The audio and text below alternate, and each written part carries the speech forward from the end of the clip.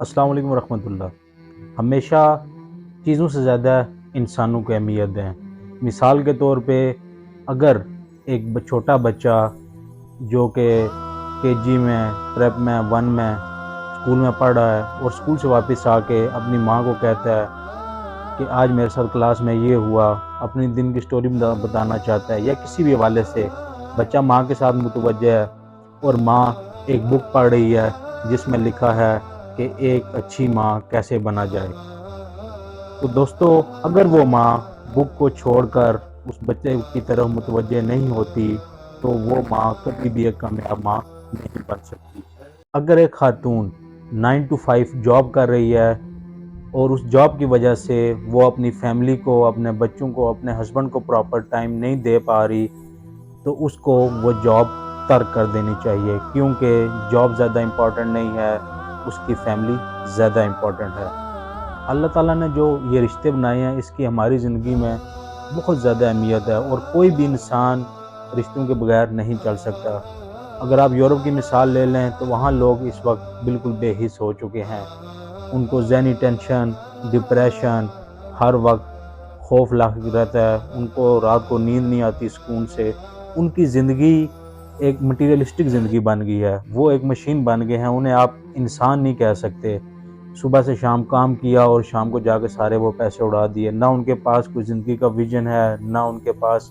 ان کی زندگی کا کوئی مقصد نہیں ہے، وہ بالکل بے مقصد زندگی اس ٹائم گزار رہے ہیں۔ ہماری زندگی کا سب سے زیادہ جو سکون میں سمجھتا ہوں جس چیز نے ہم سے چھینا ہے اور ہماری زندگی کو تباہ و برباد کیا ہے وہ ہے سکرین کا استعمال کرنا، بے جا سکرین کا استعمال کرنا، چاہے وہ موبائل ہو، ٹیبلٹ ہو، لیپ ٹاپ ہو، کمپیوٹر ہو یا پھر ٹی وی ہو، چاہے آپ ٹی وی کے اوپر نیوز ہی کیوں نہ دیکھ رہے ہو۔ دوسری چیز جو اس میں آتی ہے وہ ہے پیسہ، منی۔ پیسہ بیسیکلی ہر انسان کی ضرورت ہے، اس میں کوئی ڈاؤٹ نہیں ہے کہ پیسے کے بغیر کوئی بھی انسان سروائیو نہیں کر سکتا، لیکن پیسے کو ضرورت کی حد تک ضرور رکھیں مگر اس کو اپنا مقصد حیات مت بنائیں۔ خدارا پیسے کو اپنی زندگی کا مقصد نہ بنائیں۔ جب آپ پیسے کو اپنی زندگی کا مقصد بنا لیں گے تو آپ اپنے پیاروں سے دور ہو جائیں گے، آپ اپنے دین سے دور ہو جائیں گے، نہ آپ دنیا کے رہیں گے نہ آپ دین کے رہیں گے۔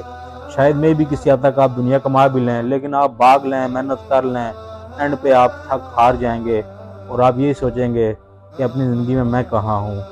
صبح سے شام تک جو میں نے کام کیا، چاہے میرا اپنا بزنس ہے یا چاہے میں جاب کرتا ہوں یا کرتی ہوں، وہ تو میں نے سارا ٹائم اس کو دے دیا، شام کو آیا تھکا ہوا سو گیا، صبح اٹھ کے پھر وہی روٹین۔ تو اس میں انسان خود کہاں گیا ہے، انسان کی پرسنل لائف کدھر گئی ہے، انسان کے بیوی بچے کدھر گئے ہیں، انسان کے رشتہ دار کدھر گئے ہیں، انسان کا ماحول، معاشرہ، وہ معاشرہ جس سے انسان کو ذہنی سکون ملتا ہے، وہ رشتہ داریاں جس کی وجہ سے انسان کو تقویت ملتی ہے، جس کی وجہ سے انسان کی زندگی میں حوصلہ آتا ہے، جس میں آپ کے ماں باپ شامل ہیں، جس میں آپ کے بیوی بچے شامل ہیں، جس میں آپ کی اولاد شامل ہے۔ جب تک یہ رشتے ناتے آپ لے کے نہیں چلیں گے، آپ اس شخص کو، وہ شخص جو ان رشتوں ناتوں کو چھوڑ کے اگر اس نے پیسہ کما بھی لیا تو ایسے شخص کو آپ کامیاب شخص تصور نہیں کر سکتے۔ بظاہر تو آپ کو بڑی چمچماتی گاڑیاں نظر آئیں گی، بڑی اونچی حویلیاں نظر آئیں گی، لیکن اگر آپ ان کی زندگی کے خد و حال کا جائزہ لیں، اس سے کچھ دیر ڈسکشن کریں تو آپ کو معلوم ہوگا کہ یہ انسان اندر سے کتنا کھوکھلا ہے، اس انسان کو کسی دوسرے انسان کی کتنی زیادہ ضرورت ہے۔ ٹیکنالوجی جتنی ترقی کرتی جا رہی ہے اتنا ہی زیادہ ہم مشین بنتے جا رہے ہیں، ہم بالکل مٹیریلسٹک ہو چکے ہیں، ہمارے اندر سے احساس نام کی چیز ختم ہوتی جا رہی ہے، جو اپنوں کا دکھ درد تھا وہ ہمارے اندر سے ختم ہوتا جا رہا ہے۔ ہم لوگ یہ چاہتے ہیں کہ بس جہاں سے جس طرف سے ہمیں انکم آ رہی ہو، جس طرف سے ہمیں کچھ فائدہ نظر آ رہا ہو، ہمیں بس دنیاوی فائدہ جہاں سے نظر آ رہا ہو، ہماری کوئی کام آ سکے، ہم صرف اس حد تک اس سے دوستی رکھتے ہیں، اس سے تعلق رکھتے ہیں، اس سے رشتے نبھاتے ہیں، ادروائز ہم یہ سمجھتے ہیں کہ یہ بندہ ہمارے کسی کام کا نہیں ہے، جبکہ ایسا بالکل بھی نہیں ہے۔ سب سے زیادہ اگر آپ کے اوپر کسی نے احسان کیا تو وہ آپ کے ماں باپ ہیں، اس کے بعد سب سے زیادہ لائف میں جس کی وجہ سے آپ کامیاب ہوتے ہیں، جس کی وجہ سے آپ کو اپریسیشن ملتی ہے اور آپ زندگی میں آگے بڑھ سکتے ہیں، وہ آپ کی وائف ہے، آپ کی لائف پارٹنر ہے۔ اس کے بعد آپ کی اولاد آ جاتی ہے جس نے فیوچر میں آپ کا سہارا بننا ہوتا ہے، بڑھاپے میں آپ کو سنبھالنا ہوتا ہے، اس کے بعد آپ کے دوست و احباب آ جاتے ہیں، آپ کے قریبی رشتہ دار آ جاتے ہیں۔ ایک بات ہمیشہ یاد رکھیے گا، رشتہ دار چاہے جتنے مرضی آپ کے ظالم ہوں، آپ کے خلاف ہوں، آپ کے خلاف حسد بغض رکھتے ہوں، لیکن خون کے رشتے ہمیشہ خون کے رشتے ہوتے ہیں، اور وہ خون ہمیشہ لال ہوتا ہے۔ باہر کے رشتے جتنا مرضی آپ اچھے بنا لیں، دوستی یاری آپ جتنی مرضی اچھی کر لیں، اینڈ پہ آپ کو ان کا خون سفید ہی ملے گا۔ ایک وقت تھا جب چھوٹے بچے اپنے دادا دادی نانا نانی کے پاس بیٹھ کے ان سے سبق آموز کہانیاں اور قصے سنا کرتے تھے، جو کہ ان کی آنے والی لائف میں انہیں بہت کام آتے تھے۔ پھر وقت گزرتا گیا اور ان کہانی قصوں کی جگہ TikTok, Facebook, YouTube, games and